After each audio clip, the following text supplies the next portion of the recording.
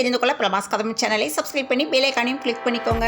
தமிழ்நாடு என்றும் திராவிட கோட்டை என்று மக்கள் உணர்த்தியுள்ளார்கள் என முதலமைச்சர் மு.க. ஸ்டாலின் பேசியுள்ளார். பாஜகவால் ஒருபோதும் தமிழ் மண்ணில் வேரூன்ற முடியாது என்று திருமாவளவன் பேசியுள்ளார். இனி தமிழ்நாட்டில் எப்போதும் திமுக ஆட்சிதான் என்ற நிலைமையை உருவாக்குவோம் என்று கோவையில் முதலமைச்சர் மு.க. ஸ்டாலின் உரையாற்றியுள்ளார். நடிகர் விஜயின் பிறந்தநாளை முன்னிட்டு அவர் நடித்த போக்கிரி திரைப்படம் ரீரிலீஸ் ஆக உள்ள நிலையில் படத்தின் ட்ரெய்லர் வெளியாகியுள்ளது. ஈஷா சார்பில் கட்டப்பட்டு வரும் நவீன எரிவாயு மின் மயான கட்டுமான பகுதிக்குள் நீதிமன்ற உத்தரவை மீறி சமூக விரோத அமைப்புகளை சேர்ந்தவர்கள் அத்துமீறி நுழைய முயன்றதால் அங்கு பரபரப்பு நிலவியது.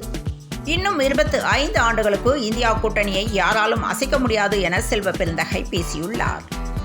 அதிமுகவை மக்கள் புறக்கணித்து விட்டதாக மார்க்சிஸ்ட் கம்யூனிஸ்ட் மாநில செயலாளர் பாலகிருஷ்ணன் பேசியுள்ளார். 2026 சட்டசபை தேர்தலில் 200க்கும் மேற்பட்ட தொகுதிகளில் திமுக கூட்டணி வெல்லும் என முதலமைச்சர் மு.க. ஸ்டாலின் பேசியுள்ளார். ராகுல் காந்தி கொடுத்த ஒரே ஒரு இனிப்பு எதிர்க்கட்சிகளின் கணிப்பை பொய்யாக்கியதாக முதல்வர் மு.க. ஸ்டாலின் பேசியுள்ளார். தமிழ்நாட்டில் இந்தியா கூட்டணி 40 தொகுதிகளிலும் வெற்றி பெற்றதற்கு காரணம் முதலமைச்சர் ஸ்டாலின் என்று திருமாவளவன் பேசியுள்ளார். கலைஞர் நூற்றாண்டு மருத்துவமனை ஓராண்டு நிறைவில் பல்லாயிரம் உயிர்களை காத்துள்ளதாக அமைச்சர் மா. சுப்பிரமணியன் தெரிவித்துள்ளார். கூட்ட நெரிசல்களை குறைப்பதற்காக தாம்பரம் ராமநாதபுரம் இடையே வெள்ளி ஞாயிற்றுக்கிழமைகளில் சிறப்பு ரயில்கள் இயக்கப்பட உள்ளன. கோவையில் திமுக முப்பெரும் விழா தொடங்கியது. பரந்தூர் விமான நிலையத்திற்கு எதிர்ப்பு தெரிவித்து தமிழ்நாட்டை விட்டு வெளியேற எகனாபுரம் கிராம மக்கள் முடிவு செய்து போராட்டத்தில் ஈடுபட்டனர். இதனால் அங்கு பரபரப்பு ஏற்பட்டுள்ளது.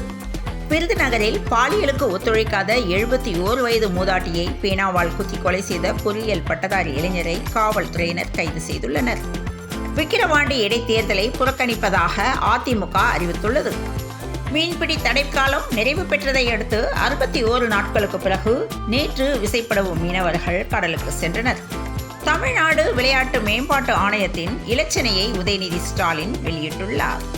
நாவல், கவிதை, சிறுகதை என அனைத்து வடிவங்களிலும் தமிழ் இலக்கியத்தில் தனி அடையாளத்துடன் பயணித்து வருபவர் யுமா வாசுகி தன்மையின் பிறந்தநாள்.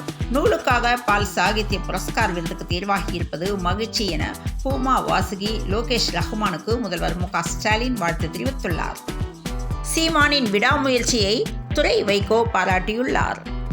பக்ரீத் பண்டிகையொட்டி ரூபாய் 15 கோடிக்கு ஆடுகள் விற்பனையானது. வெம்பங்கோட்டை 3ஆம் கட்ட அகழாய்வை 18ஆம் தேதி முதல்வர் மு.க. ஸ்டாலின் தொடங்கி வைக்கிறார். தமிழகம் முழுவதும் குற்ற செயல்கள் அதிகரித்துள்ளதாக திமுக அரசுக்கு அண்ணாமலை கண்டனம் தெரிவித்துள்ளார். விக்கிரவாண்டி இடைத்தேர்தலில் திமுக வெற்றிக்காக பாடுபடுவோம் என முத்தரசன் பேட்டியளித்துள்ளார். வருகின்ற சட்டமன்ற கூட்டத்தொடரில் கும்பகோணத்தை மாவட்டமாக அறிவிக்க வேண்டும் என ஜி.கே. வாசன் தெரிவித்துள்ளார். வழித்தூண்களில் விளம்பரப்பலகை வைத்து மாற்று வருவாய் ஈட்ட சென்னை மெட்ரோ ரயில் நிர்வாகம் திட்டமிட்டுள்ளது. குவைத் நாட்டில் உள்ள மற்றொரு தொழிலாளர்கள் குடியிருப்பில் தீ விபத்து ஏற்பட்ட நிலையில் அதில் சிக்கி 2 இந்தியர்கள் காயமடைந்துள்ளனர். பணியிடங்களில் பாலியல் தொல்லையால் சம்பந்தப்பட்ட பெண்கள் மட்டும் பாதிக்கப்படுவதில்லை என சென்னை உயர்நீதிமன்றம் வேதனை அளித்துள்ளது. T20 உலகக்கோப்பை தொடரில் இந்தியா கனடா அணிகள் இடையேயான போட்டி மழை காரணமாக ரத்து செய்யப்பட்டுள்ளது.